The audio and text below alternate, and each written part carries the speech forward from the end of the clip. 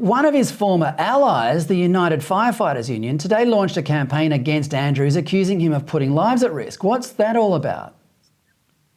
So the campaign publicly has a few grievances, one of which is out-of-date fire trucks, things like inadequate training for firemen or fire people or fire non-binary or whatever you call them these days, and things like lax laws when it comes to OH&S issues for firemen like smoke inhalation and things like that. But you have to look at the subtext with what has historically been, at least in the Andrews government, a very, very powerful union, which is the United Firefighters Union. Now, I'm old enough to remember the 2014 state election. That was the one, of course, where Dan Andrews became Premier to begin with. And I remember actually as a then Liberal Party volunteer being on booths during pre-polls and things like that.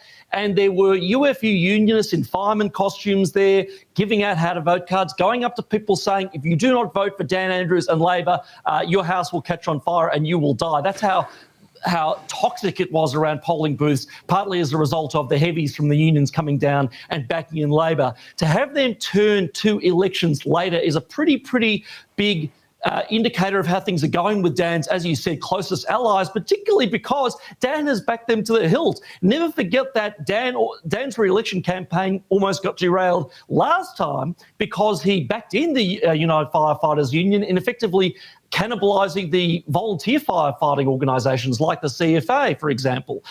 For them to turn now makes me think that whether it's the public grievances of the UFU or something we don't know about, Dan has not delivered to the unions what he promised. What it is or really is, we don't quite know, but it certainly makes for an interesting dynamic, and it makes it look like the coalition that Dan has managed to cobble together for all these years might be at breaking point. Well, it's interesting, a man who is afraid to appear on the streets now is losing his backroom backers. So it makes you wonder what's left up his sleeve. Now, last week, Dan made a strategic intervention in the appointment of a new CEO of the Essendon Football Club, saying it was wrong for a Christian to fill the role. He calls himself a Christian himself.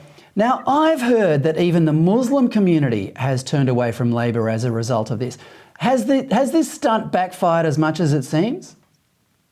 Well, all faith communities are concerned. And I know that because I spent part of last week in synagogue for Yom Kippur, and there were congregants there who were saying this sets a very, very bad precedent. My people know what religious persecution looks like, and it does not end well. We can see the signs coming. First, they came for the Christians, to paraphrase the old adage. But look, I think this is vintage Dan playbook. He does wheel out these woke trinkets once in a while for his base, and it is his base because don't forget, at the last election, Dan basically demolished the Greens. Yes, they picked up an extra lower house seat, the seat of Brunswick, but they were left with only 1 seat upstairs out of, I think, 5 or 6 they held previously. The problem is, Dan, on the other side of the equation, I think Dan might be underestimating the strength of faith communities as a voting bloc. They are located largely in outer suburban seats where Dan must win and must hold government. They are organised, they are politically informed, and they are, as with the independently minded voters of Mulgrave,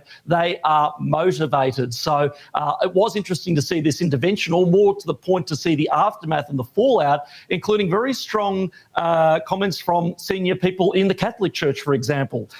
If faith communities turn on Dan en masse, he could have a big problem on his hands. So we have to wait and see how that plays out.